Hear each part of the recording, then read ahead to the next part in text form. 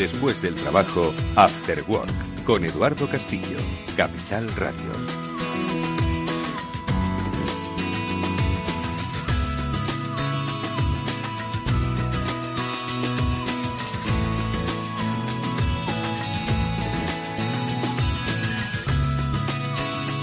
¿Sabéis que si pagáis un rescate es posible que os puedan multar? Me refiero a un rescate porque hayan secuestrado los datos de tu empresa. Y es que al final es tan cómodo, incluso recomendado por algunos asesores que no sé si hacen bien recomendando eso, es tan cómodo pagarlo y olvidarte de cosas y que te devuelvan los datos y bueno, no tener que decir nada, ni tener un problema de reputación, ni siquiera tener un problema tecnológico y seguir con tu operatividad. Bueno, pues esta es una de las cuestiones que estoy seguro de que muchas compañías, igual nos está escuchando alguna que lo ha hecho, pero obviamente no lo ha contado. Porque tener un ataque de ciberseguridad es algo que cada vez es más frecuente.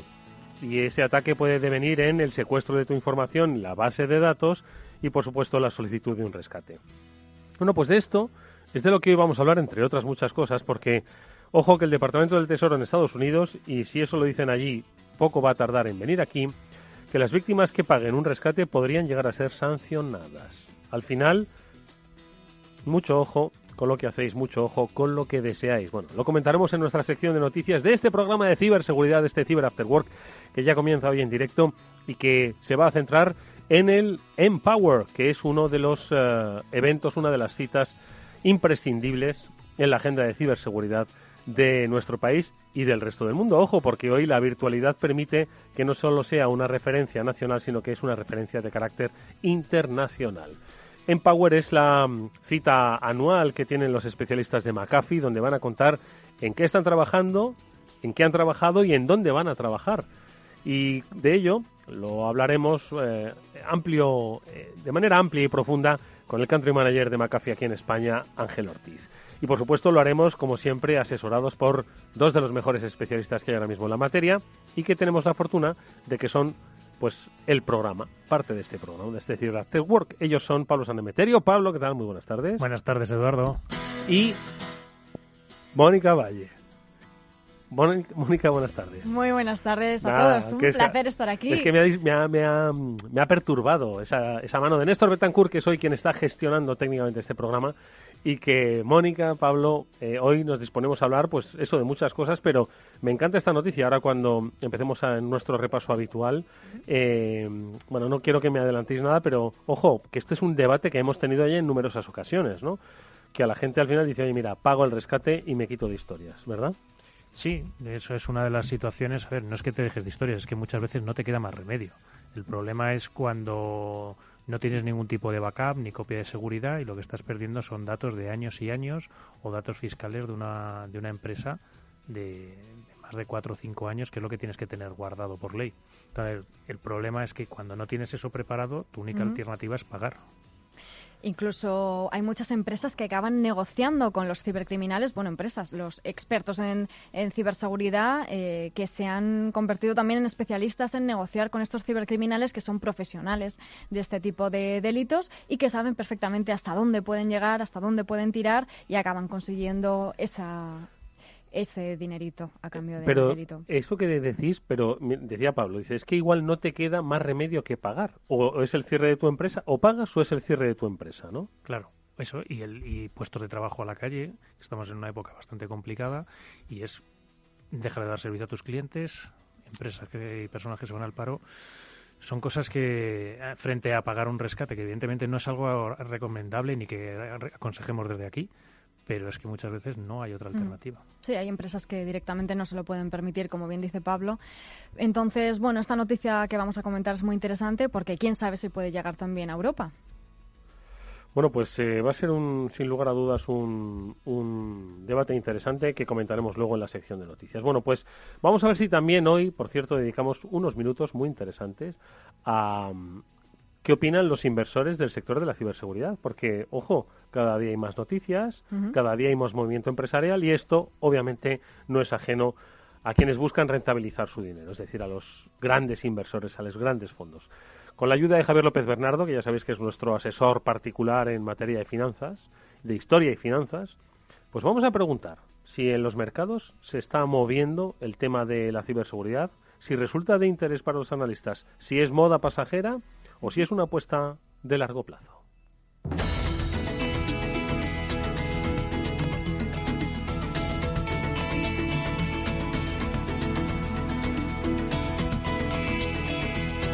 Y la noticia la adelantábamos en esta presentación.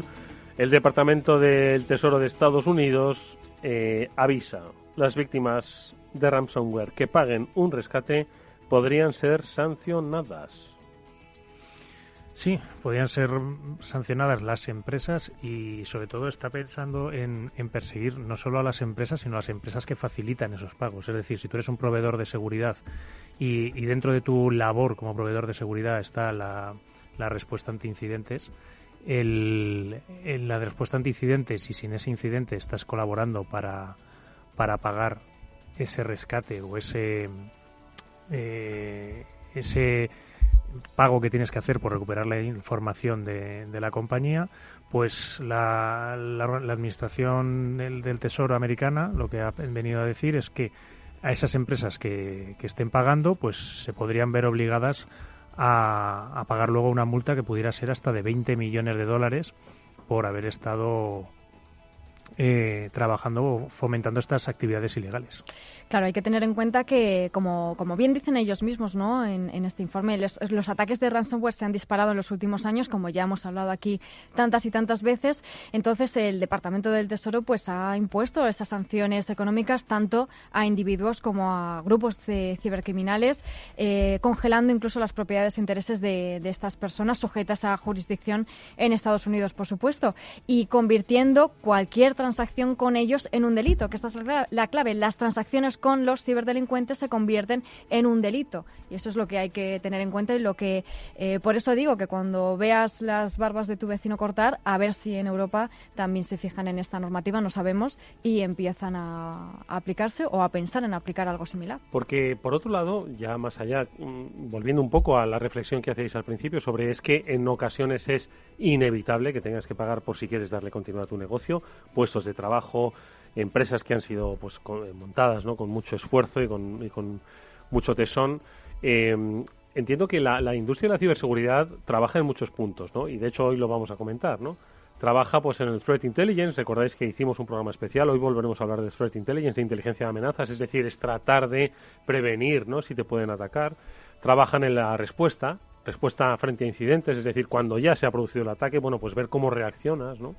Pero entiendo que también tienen que trabajar en esto, no sé cómo sería la descripción técnica de vamos a ver si no tienes inevitablemente que pagar el rescate, ¿no? Sí, hombre, evidentemente las compañías lo que deberían hacer es invertir en tener una política o en medidas de seguridad y en estar asesoradas por expertos en seguridad y no por el que le pone los PCs, sino por un experto de verdad, igual que cuando buscas asesoramiento legal, buscas un abogado y si es cuanto más bueno sea, mejor dentro de tu presupuesto, pues lo mismo tienes que hacer con un especialista en ciberseguridad que revise que toda tu política de copias de seguridad está bien guardada, no está solo en ordenadores en la nube, sino que también tienes una copia fuera de línea, que la copia es funcional, es decir, que has podido restaurar el sistema y ese sistema ha vuelto a funcionar cuando lo has probado en otro entorno.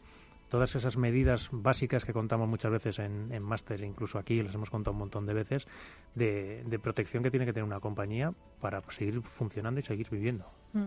Y también, además de estos expertos que hagan esas auditorías y esas consultorías acerca de cómo se encuentra la situación de la seguridad digital de la empresa, pues también contar con expertos en compliance, en cumplimiento, normativa, porque todo esto afecta, ¿no? Hemos hablado aquí mucho del Reglamento General de Protección de Datos y no es la única normativa que afecta. Entonces hay que tener en cuenta cuáles son los pasos, los procedimientos y las herramientas y todos los métodos que debes llevar a cabo en tu empresa para cumplir con las normativas, y esta puede ser una de ellas. Es decir, si eres víctima de un ciberataque, pues te pueden decir, oye, no puedes negociar con los ciberdelincuentes, así que es más importante que nunca tener esas medidas de seguridad, esas copias de seguridad, etcétera, etcétera. Oye, y ya cambiando de noticia, ¿qué creéis que habrá pasado con el director de compliance de H&M? Vamos a recordar la noticia para que nuestros oyentes se sitúen. H&M, ¿qué pasó, Pablo? Pues que ha sido multada con la segunda multa más alta en la historia de la GDPR, que ya sabéis que tiene poco tiempo de vida, pero lleva ya unas cuantas multas. Esta la han impuesto desde el regulador de protección de datos alemán, ¿vale? Y le han impuesto una multa de 41 millones de dólares por almacenar datos de sus empleados, por uso excesivo de los datos personales de sus empleados, porque estaban almacenando lo que incluso eran conversaciones que tenían jefes con empleados, y en esas conversaciones que tenían, pues habían estado guardando pues esos datos personales, cuando habían estado con su familia, si habían estado enfermos o no habían estado enfermos del COVID, a la vuelta del Madre COVID. mía. Entonces, todo eso son datos especialmente sensibles, y tenerlos almacenados. También lo que ocurrió es que tuvieron también otro pequeño problema, y es que tuvieron una filtración de datos, que era todo este sistema donde estaban guardando los jefes la información personal de sus empleados, y se volcó en Internet, y entonces pues fueron dos fallos, digamos, en cadena los que han desencadenado esta multa de 41 millones de dólares. Fijaos que hasta un portavoz de la compañía se ha disculpado públicamente con los empleados, anunció incluso una compensación económica para los afectados, y claro, el momento en el que se produce no puede ser peor, ¿no? En un momento muy difícil para la compañía, como muchas otras del sector, que había anunciado ya el cierre de más de 250 tiendas en todo el mundo, que tiene muchos problemas debido a la pandemia, y ahora se les suma este problema de seguridad, esta brecha de datos, que, pues claro, incide esa pérdida de imagen, de reputación, como estamos hablando, que siempre es importante tener en cuenta, ¿no? Entonces, como hemos comentado en otras ocasiones, tener, aparte de un plan estratégico de cómo actuar ante una crisis de ciberseguridad, pues ese plan de comunicación también, para saber salir del paso, no tanto salir del paso, sino gestionar bien esa crisis posterior. Bueno, pues ahí está lo que hacemos con el uso de los datos. Por cierto que tenéis muchísimos programas en el que hemos hablado de este tema, así como otros programas en los que podréis recuperar pues nuestra conversación con uno de los mejores especialistas en ciberseguridad del mundo. Por lo menos así ha sido reconocido recientemente, pues uno de los mejores amigos de Mónica, además, oye, hay que decir. Bueno, la verdad es que es una persona que conozco desde hace relativamente poco, pero ya con mucha confianza, porque es de verdad que una gran persona y un gran profesional. Es argentino y lo tuvimos aquí hace poquito, Ahora no recuerda Pablo cuándo fue. 2 o 3 programas. Pablo se lo sabe todo de memoria. Pedro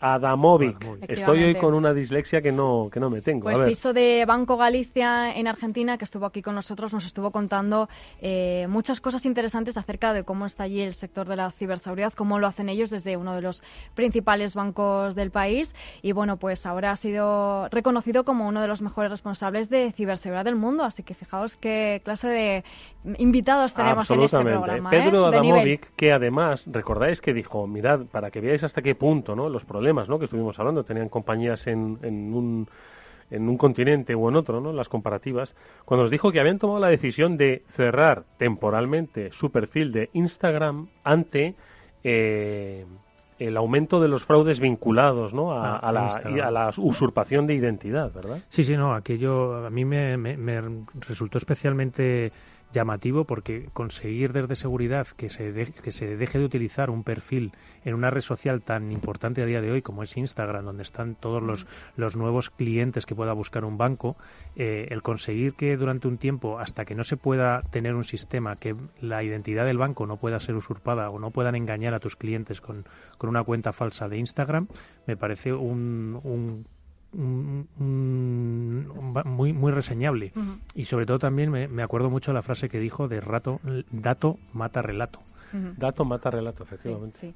Pues nada, ahí lo dejamos y a ver si pronto le podemos tener por aquí físicamente. Episodio 103. En el estudio. Episodio 103. Llevamos muchos más que los de las guerras de las galaxias, ¿eh? Episodio 103. Bueno, pues nuestro reconocimiento para Pedro Adamovic. Por cierto, ¿cómo valora el mercado la ciberseguridad? ¿Les interesa como inversión? ¿Es algo rentable? ¿Es algo, como decíamos al principio, una moda?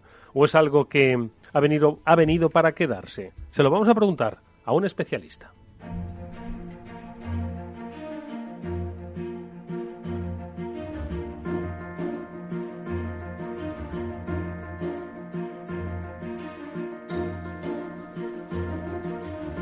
Bueno, pues muchos de vosotros le conocéis porque habitualmente nos habla de cómo debemos leer a los mercados, principalmente a los mercados norteamericanos, que son pues aquellos, en definitiva, que mueven las realidades o irrealidades del mundo. Y hoy va a venir a hablarnos unos minutos sobre el mercado de la ciberseguridad, sobre todo de las inversiones en ciberseguridad. Él es Javier López Bernardo. Javi, ¿qué tal? Muy buenas tardes, bienvenido. Buenas tardes, Eduardo. Javier sabe del mercado, de mercados de materias primas, de mercados agrícolas, sabe de mercados financieros, sabe de todo tipo de productos. Y hete tú aquí que la ciberseguridad, obviamente, pues también es un producto donde invertir, pero interesante, atractivo, con futuro, momentáneo, es un chicharro, es volátil. Bueno, la verdad es que estoy abrumado por estar en este programa con estos expertos. Creo que me ha sobrevendido, Eduardo. Estoy fuera de mi zona de confort. Un programa más que es tan específico, ¿no? Que hay muy pocos que se centren tanto tiempo en un tema de manera tan profunda, ¿no? Pero que es muy importante, ¿no? Efectivamente. En los mercados, pues sí, las empresas de ciberseguridad han sido las grandes beneficiadas de la pandemia, ¿no? Cuando vas a empezar a mirar un poco los resultados que llevan presentando desde marzo, ¿no? Es como si la crisis para ellas no hubiese existido. Absolutamente. O sea, no ha ocurrido ninguna crisis. De hecho, muchas de ellas han beneficiado mucho más, ¿no? Curiosamente, aunque estas compañías son de las que más valen en el mercado en relación, por ejemplo, a la cantidad que venden, a los beneficios que generan, ¿no? La ciberseguridad para muchos inversores todavía no es uno de los problemas grandes. Si tú en diciembre del 2019 podías haber preguntado, oye, ¿qué es más probable? ¿Una pandemia biológica, ¿no? o una ciberpandemia, ¿no? Y podrías haber dicho que las dos probabilidades eran de lo mismo, ¿no? Porque también hay pues aquí está Mónica y Pablo todos los lunes contando, ¿no? Pues las necesidades de ciberseguridad en el mundo están creciendo, ¿no? Pero las empresas con malas prácticas de ciberseguridad generalmente no están penalizadas por el mercado. Cuando tú ves las grandes brechas de ciberseguridad que ha habido, pues, recuerdo Facebook y en algunos bancos y British Airways, hemos comentado, Marriott, H&M, que acabamos aquí de hablar de un multón. Claro, pues en algunos casos, en el día en el que ocurría la amenaza, las empresas cayeron, pero al cierre de la semana, cada unos días, no había ocurrido nada, ¿no? Y esto porque, las empresas todavía en muchos casos no se lo han tomado en serio. Es así. Se habla mucho, todo el mundo quiere estar, ¿no? Pero muchas empresas, a la hora de sacar la chequera, pues como todo, ¿no? Pues vamos, como en las pandemias de la vida real, ¿no? Vamos por detrás. Cuando ocurren las cosas es cuando tapamos el fuego, ¿no? ¿Y eso por qué? Es porque en las empresas generalmente no hay una regla escrita que diga, oye, si ocurre una pandemia, si una gran brecha de datos, el CEO tiene que dimitir. O el CFO, o el Chief Technological Officer, o quien sea. Si eso ocurriese, claro, las empresas realmente se iban a poner las pilas de manera... Porque, claro, los CEOs dirían, bueno, pues voy a aumentar el presupuesto de ciberseguridad en 10, 15, 20 millones, ¿no? Para cubrirme el puesto un poco, ¿no? Y por otra parte, la ciberseguridad es muy diferente, son empresas tecnológicas, ¿no? Pero es un segmento soy un absoluto desconocedor al nivel de estos señores con los que estoy sentado, así que me pueden corregir. Pero a nivel de estructura de mercado, es un segmento absolutamente diferente del resto de las tecnológicas. En el resto de los sectores, podéis pensar ahora, por ejemplo, en el cloud, ¿no? El tema de los procesadores, de los semiconductores que hablamos la semana pasada, ¿no? Que es un segmento que conozco bastante mejor. Y en otros muchos, y en las redes sociales, las empresas líderes acaban teniendo posiciones de dominio brutales. De acuerdo, si pensáis, pues en casi todos estos sectores, muchos de ellos funcionan como oligopolios. Pues Intel tiene un monopolio casi en el sector de los chips, Nvidia en las tarjetas gráficas de alto nivel, etcétera, Microsoft, etcétera, etcétera, ¿no? Amazon, Google y 3 más en el cloud. En la ciberseguridad no es así. La ciberseguridad es un sector ultra fragmentado, ¿no? Que también me gustaría pues conocer vuestra opinión, ¿no? en esto, en el que la mayor empresa de hace mucho tiempo, que era Cisco, que era la que lleva viva pues ya más de 20 años, ¿no? Es una empresa que a nivel de cuota de mercado no representa más de un 10% del total. Y el resto está compuesto de un montón de empresas que pueden sobrevivir y lo pueden hacer muy bien, de hecho. No es que solo puedan sobrevivir, es que le comen la tostada a los grandes todos los días, cosa que no pasa en el resto de... Tú, si quieres montar una empresa de microprocesadores o de memoria, pues no le vas a ganar a Intel y a Samsung en la vida. Lo tienes muy difícil, ¿no? Pero en ciberseguridad sí, salen estas startups y este sueño de tener una gran empresa y poder competir con un Cisco, con un Checkpoint o con un Palo Alto, ¿no? Pues puede ocurrir, ¿no? Y la última cosa que me gustaría puntualizar un poco del sector desde el punto de vista de los mercados financieros, es un sector que está curiosamente muy basado en Israel.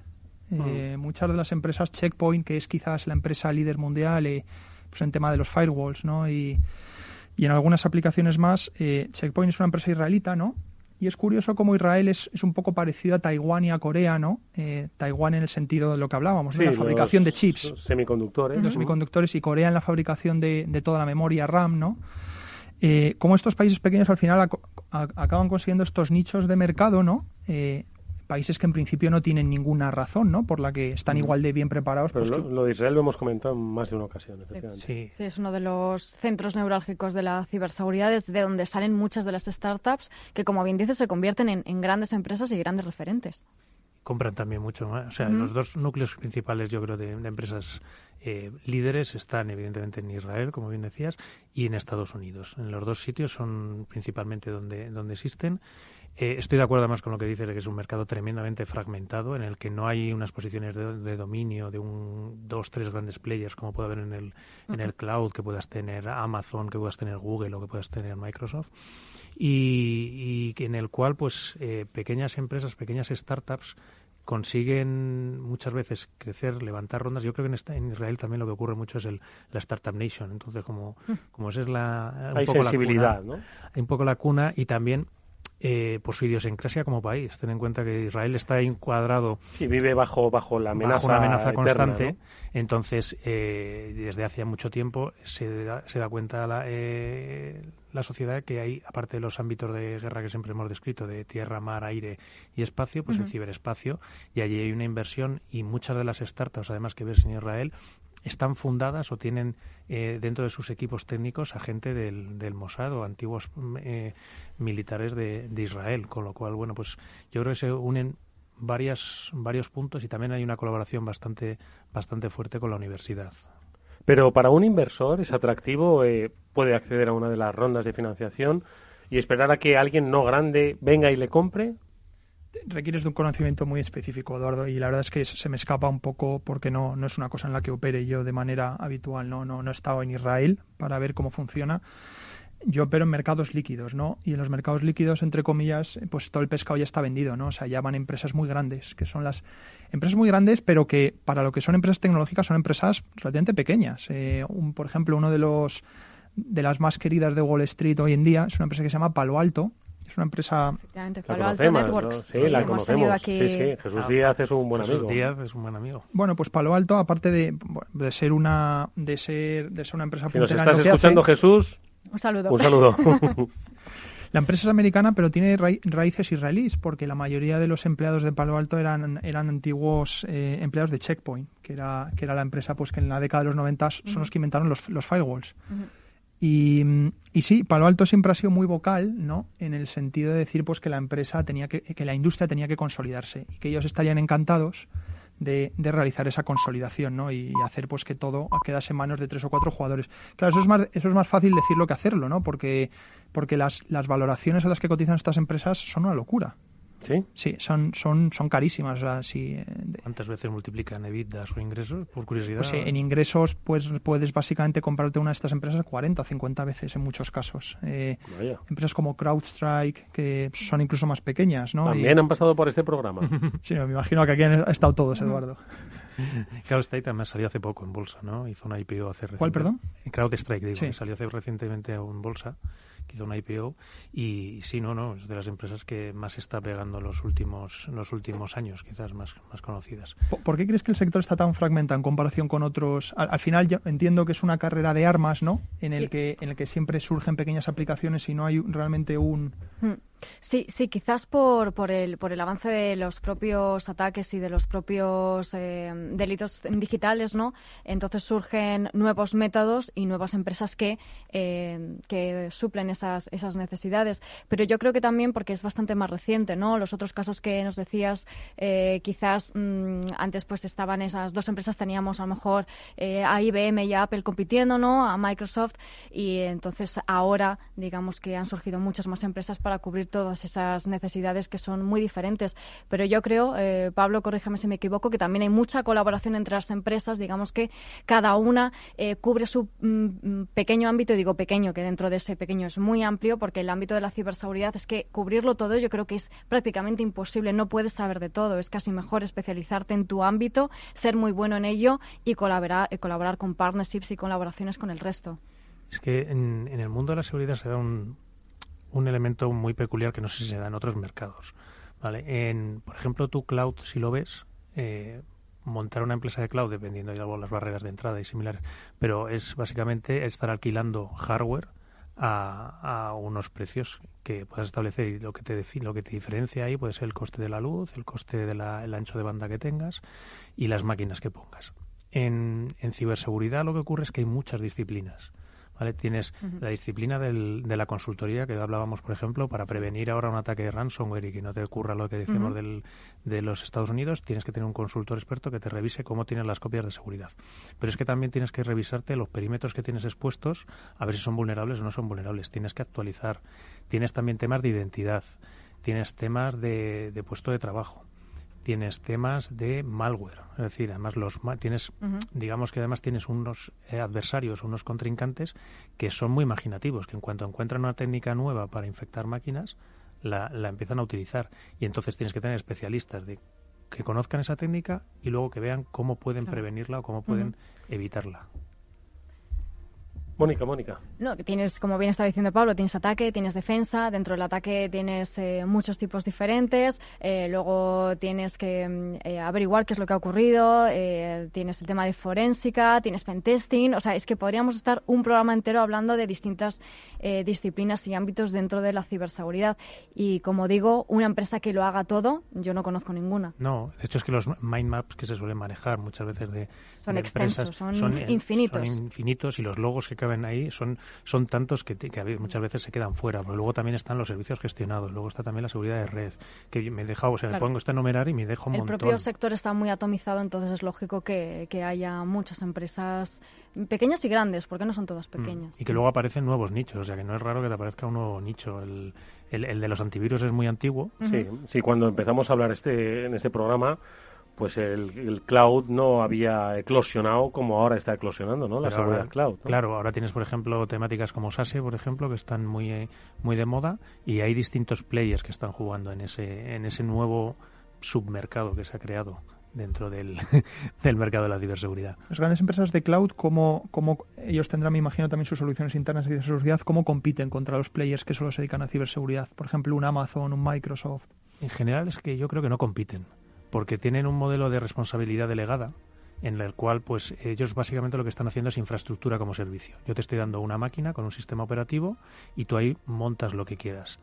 En ese montas lo que quieras, el que tiene la máquina tiene la responsabilidad de actualizarla, de que no sea vulnerable, de que el software que montes cumpla con las leyes de GDPR. Digamos que ellos, entre comillas, con proveerte del hardware y de la luz y de la conexión a Internet ya han terminado su negocio. Tienen una posibilidad de meterse, lo que pasa es que creo que se les hace complejo el meterse en esos nuevos mercados, quizás, o que prefieren dejarlo en players como, pues hablabas, Fortinet, Palo Alto, Checkpoint, etcétera, que les puedan ayudar. Evidentemente necesita un programa entero esto, pero bueno, de momento hemos puesto la primera píldora de un tema apasionante, la estructura empresarial del sector de la ciberseguridad, las oportunidades financieras, que será algo que, por supuesto, volveremos a comentar de una manera un poquito más amplia, pero que hoy hemos puesto, como digo, esa primera piedra. Gracias a la ayuda de Javier López Bernardo, al que te esperamos pues esta semana con más historias de economía y finanzas, ¿vale? Gracias, Eduardo. No os vayáis, breve pausa y enseguida hablamos con Ángel Ortiz de McAfee. After Work, con Eduardo Castillo. A la hora de invertir, la diferencia entre la convicción y la palabrería está en el grado de compromiso que eres capaz de asumir. El nuestro es este. En Finanbest solo ganamos si tú ganas primero. O lo que es lo mismo, en Finanbest, si no sumamos, no restamos. Conoce todas las ventajas del Result Investment. Tienes mucho que ganar. Finanbest, tú ganas. El próximo 20 de octubre, de 10 a 12, especial gestión del agua en el escenario post-COVID. Los mitos y realidades de la relación agua-COVID-19, la influencia de la pandemia en la calidad de las aguas, la reconstrucción tras la crisis o el futuro del sector serán los temas de debate de este especial, en el que contaremos con las principales empresas, instituciones y profesionales. Especial gestión del agua en el escenario post-COVID, el 20 de octubre en Capital Radio. Con la colaboración de Suez. Si estás pensando en cambiar tu hipoteca de banco, entra en cuchabank.es y consulta las condiciones de nuestra hipoteca fija, variable e hipoteca joven. Cuchabank, tu nuevo banco. Eduardo Castillo en Capital Radio. After Work.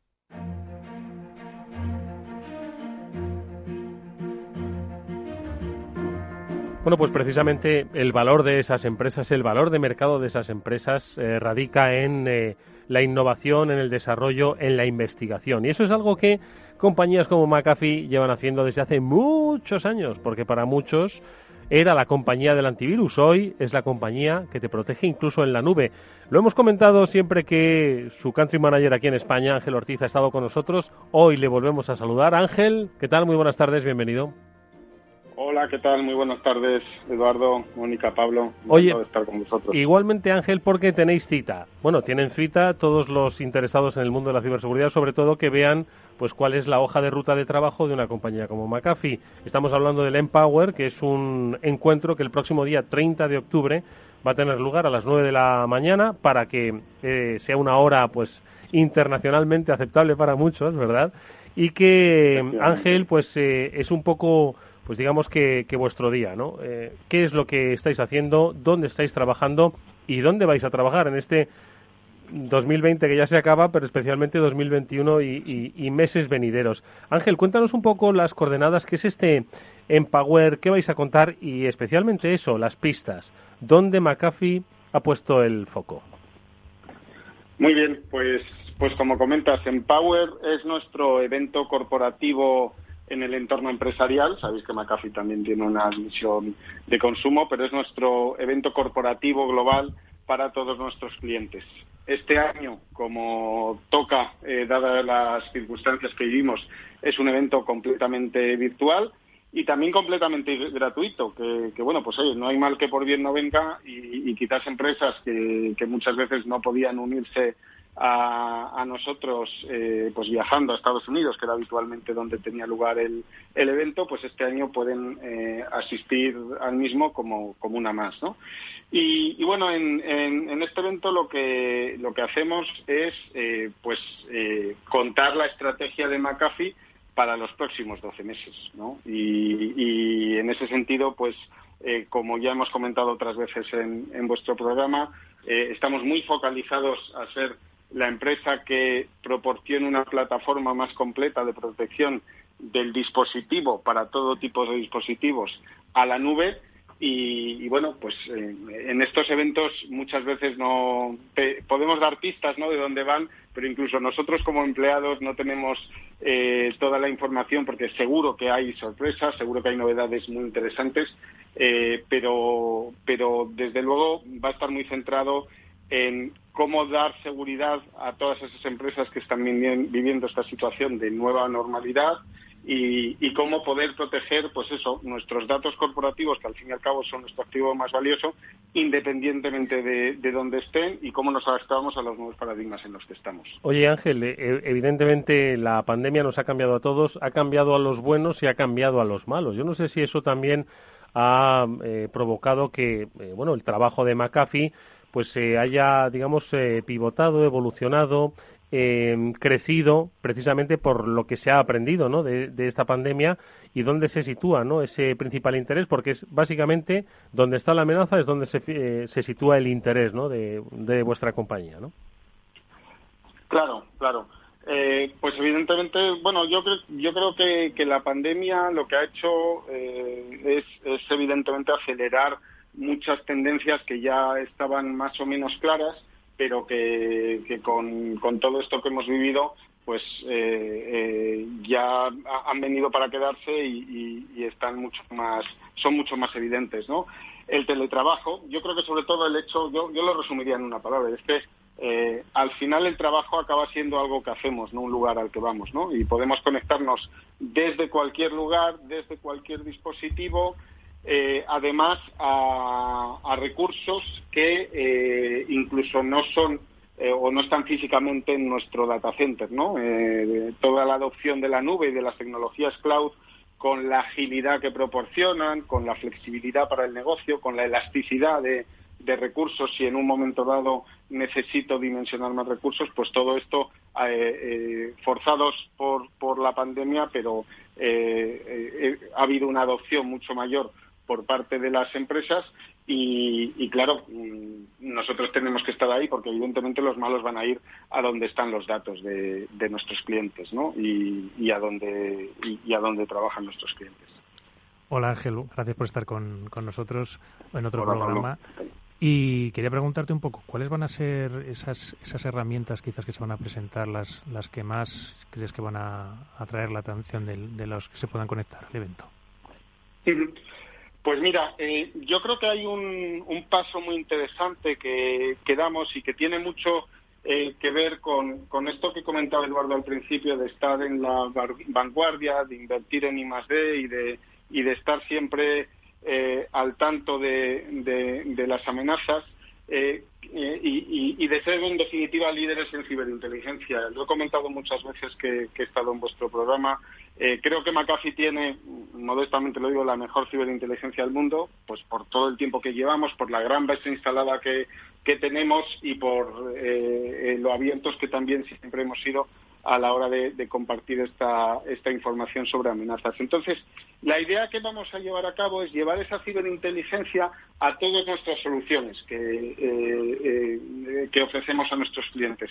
Y con ello, ¿conseguir qué? Pues conseguir tener una protección frente a las amenazas que no sea reactiva, que no esperemos a que nos ataquen y entonces nos protejamos y nos defendamos del ataque de los malos, sino que sea proactiva. Es decir, si tenemos una buena ciberinteligencia, lo que podremos hacer es decirle a nuestros clientes, pues mire, usted es una compañía del sector seguros que opera en estas áreas geográficas, que tiene este volumen y que, por tanto, lo que estamos viendo, lo que nuestra ciberinteligencia nos dice es que usted es propenso a sufrir este tipo de ataques. Y que, por tanto, debería adoptar estas medidas y está o no está preparado para hacer frente a esos ataques, ¿no? Es decir, no sé si os acordáis de la película Minority Report, donde detenían a los criminales antes de que efectivamente hicieran el crimen. Pues quería anticiparnos un poquito a eso, ¿no? Eso es la última solución que vamos a presentar para la protección de nuestros dispositivos, que se llama Vision Insights, y que vamos incluyendo ya incluso en nuestras suites más básicas de Device to Cloud, que llamamos, y que permiten eso, el ser proactivos en la identificación de las amenazas. Eso creo que es una de las novedades más interesantes y en las que vamos a hacer hincapié. Ser proactivos, Ángel, y además esa protección en tiempo real, ¿no? Que es lo que hace que las empresas puedan también reaccionar cuanto antes mejor y tomar las mejores decisiones en base a esa información que vosotros también proporcionáis.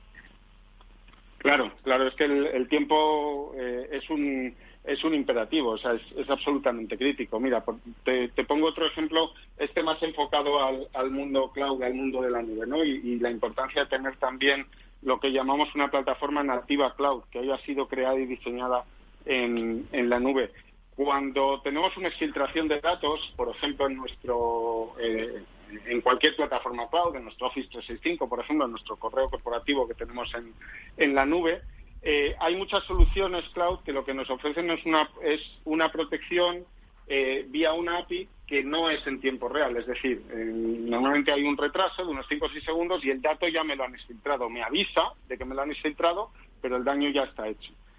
Nosotros somos el único fabricante que ofrecemos una API en tiempo real para todos los entornos de colaboración de Microsoft, por ejemplo. De forma que somos capaces de detectar esa exfiltración de datos en el momento que está ocurriendo y evitar que ocurra, que es lo que interesa, ¿no? Entonces, fijaos en la diferencia que hay entre tener un tiempo real o no tenerlo. Oye, Ángel, es un evento que está focalizado en empresas. Vosotros os manejáis y os dirigís a, por supuesto, particulares, pero también empresas. Cuando hemos estado hablando de threat intelligence, de amenaza de inteligencias, ¿no?, de adelantarse a las posibles amenazas, siempre insistimos mucho, ¿no?, en que esto es algo que deben también tener en cuenta las pymes, que esto es algo para todo tipo de empresas, ¿no? Que al final nosotros en las noticias, siempre que comentamos cada semana, pues damos las que son más conocidas, ¿no?, por el gran público, pero que se producen cientos de casos cada día, cada semana en nuestro país y en otros, donde son las pymes las protagonistas, ¿no? Por lo tanto, yo creo que especial atención a todas las empresas que tienen algo de valor que proteger, ojo, no solo ya una marca reputacional, ¿no?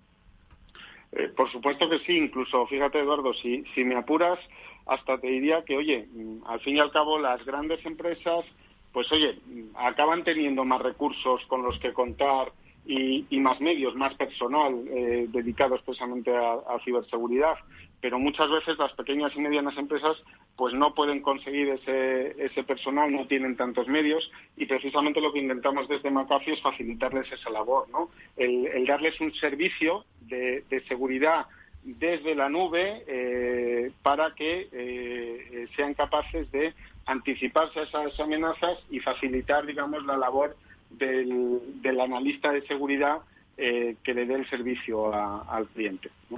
Porque, Ángel, una empresa, ¿cómo puede verse amenazada? Es decir, ¿qué tipo de amenaza es la que se puede adelantar para una compañía? Pues es que te diría que hoy por hoy hay múltiples... Cada empresa puede sufrir una amenaza, ¿no? Claro, su particular amenaza. Cada empresa puede sufrir amenazas de lo más variado. Y además es que, curiosamente, la pandemia, al acelerar la adopción de las tecnologías de la nube y el teletrabajo, lo que hace es que puedan aparecer ataques pues casi de lo más sofisticado e inesperado. Os pongo también un ejemplo que me comentaba uno de nuestros técnicos y que me llamó mucho la atención, ¿no? Y es que me decía, dice, mira, hemos sacado una nueva funcionalidad que se llama la protección frente a Connected Apps. Digo, bueno, ¿y qué es esto? Dice, pues mira, que es que todo el mundo conoce lo que hemos llamado el Shadow IT, ¿no? Las aplicaciones en la nube que utilizan y que como esto de la nube es tan fácil de contratar, pues contratan otros departamentos diferentes del departamento de tecnología y empiezan a usarlo, y muchas veces son desconocidas para la propia organización, ¿no? Y bueno, según los últimos estudios, nada menos que el 10% de nuestros datos confidenciales que residen en la nube pueden residir en este tipo de Shadow IT, de aplicaciones completamente desconocidas para nuestra organización. Y me decía, bueno, pero es que además hay un Shadow IT dentro del Shadow IT. Y me explica, decía, mira, normalmente este tipo de aplicaciones se descubren pues porque cuando hay un tráfico de salida de mi red, de mi organización hacia afuera, pues voy viendo a dónde me voy conectando y así lo descubro.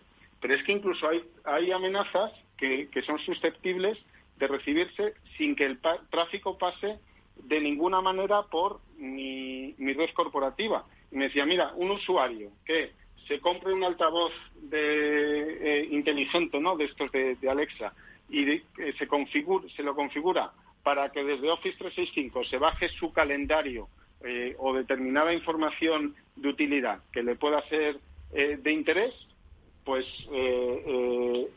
si ese altavoz es hackeable y tiene pues las citas de, no sé, un alto cargo de mi empresa o cualquier información confidencial de mi empresa, ese tráfico ha pasado de mi tenant de Office 365, ¿no?, de mi cachito de Office 365 a mi altavoz de Alexa, sin pasar por mi red corporativa.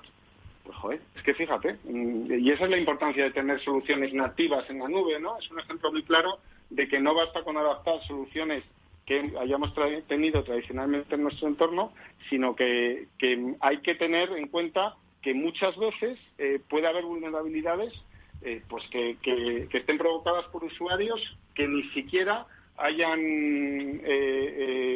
pase ese tráfico por mi infraestructura corporativa, ¿no? Y Ángel, así que, como ves, pues los ataques pueden ser múltiples y muy variados. Infinitos, ¿no?, por las combinaciones. Claro. Y hay un término, yo creo que se está empezando a acuñar mucho en los últimos tiempos en el mundo de la seguridad, que es SASE. Entonces, vosotros... SASE. Efectivamente. En este sentido, ¿qué soluciones está ofreciendo McAfee para SASE? Bueno, pues McAfee tiene una plataforma integrada de seguridad para SASE.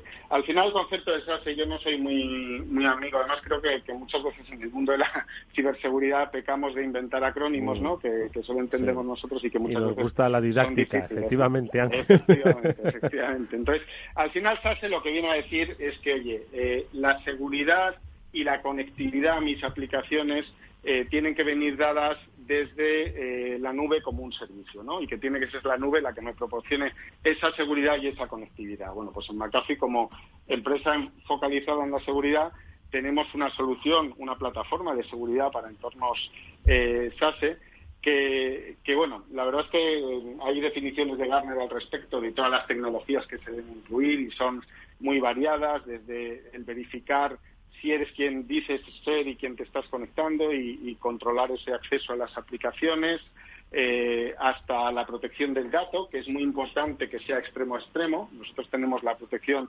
tanto en el dispositivo como en la red como en la nube, hasta la propia seguridad en la navegación, cuando navegan los usuarios, que en todo momento se está viendo si están navegando a sitios seguros, a la propia protección en mis aplicaciones cloud y en el uso que hacen mis usuarios de la nube, ¿no? Al final se trata de una convergencia de varias soluciones: seguridad en la navegación, protección del dato, acceso condicional, Zero Trust y seguridad de plataformas cloud, que deben darse de una forma unificada y de una forma pues lo más transparente posible al usuario. Yo sí que quiero, en ese sentido también, si hay empresas que se están planteando este tipo de soluciones, decirles que miren muy mucho, puesto que es un servicio que se da desde la nube, el tema de la disponibilidad, ¿vale? En McAfee hemos hecho un esfuerzo muy grande por garantizar siempre los 5 9 de disponibilidad, es decir, 99,999%, lo cual supone menos de 5 minutos de caída al año. Cada 9 que quitamos tiene una incidencia muy importante en la seguridad. Y hay una página de McAfee que es trust.mcafee.com, donde los clientes pueden ver en tiempo real la disponibilidad de esa plataforma de seguridad en la navegación y en la nube de McAfee, ¿vale? Para comprobar que efectivamente se cumplen de una forma transparente los 5 9 de disponibilidad.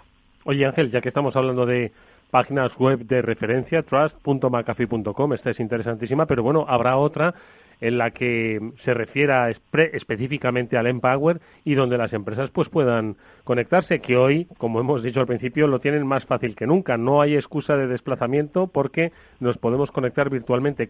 ¿Cómo podemos hacer, Ángel, las coordenadas para poder asistir, para poder participar de manera activa en vuestro conocimiento? Cuéntanos. Pues nada, es muy sencillito. Lo más fácil es que, vayan a nuestra página web, mcafee.com.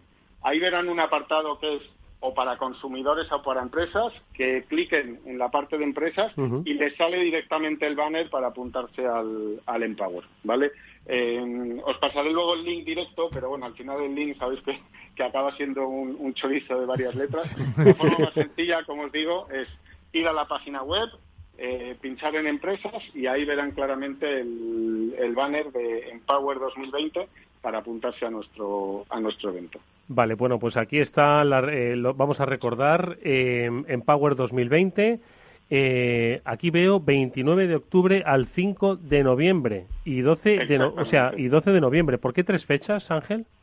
Pues porque pensamos, realmente las fechas para Europa son al día siguiente, porque lo retransmitimos, el evento es en horario americano y lo retransmitimos al día siguiente en horas que sean aceptables para nuestros clientes en la región europea, sí. ¿No? Entonces para Europa sería 30, 6 y 13.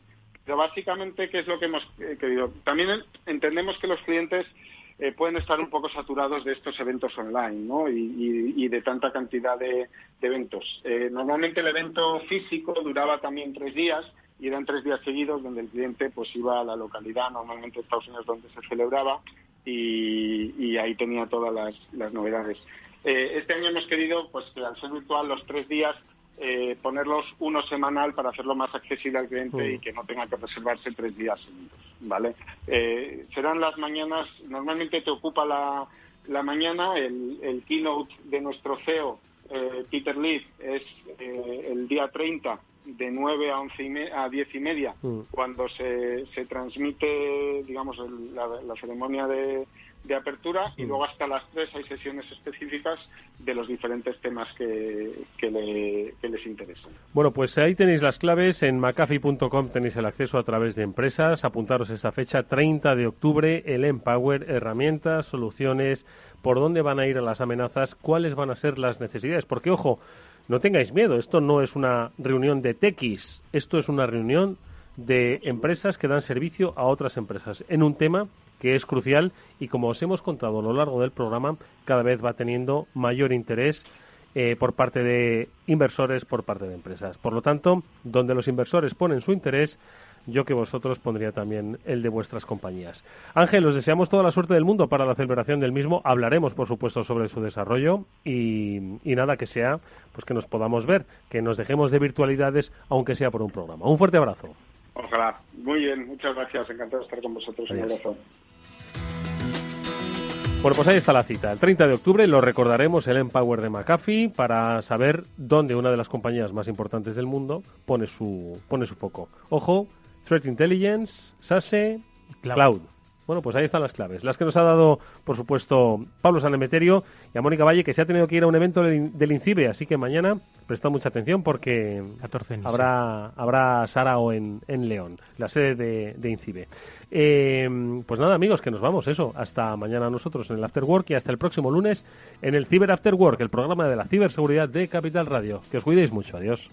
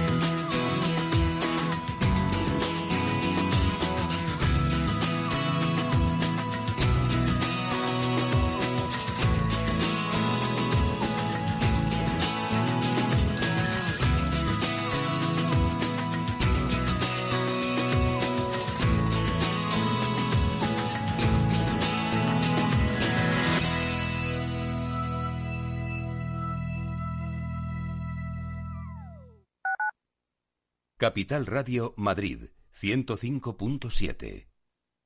¿Sabes cuál es el mejor dial para escuchar Capital Radio? Tu móvil. Ya tienes disponibles las versiones de iOS y Android de Capital Radio. Y si quieres escucharlas en tu coche, lo tienes muy fácil. Empareja el Bluetooth de tu coche con tu móvil o tableta, entra en la app de Capital Radio y ya lo tienes. Escucha Capital Radio en digital. Y si te preguntan qué escuchas, no lo dudes. Capital Radio.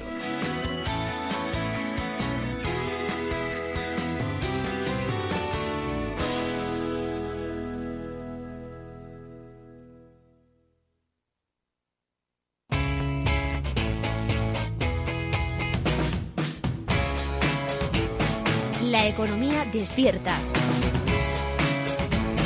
Capital Radio.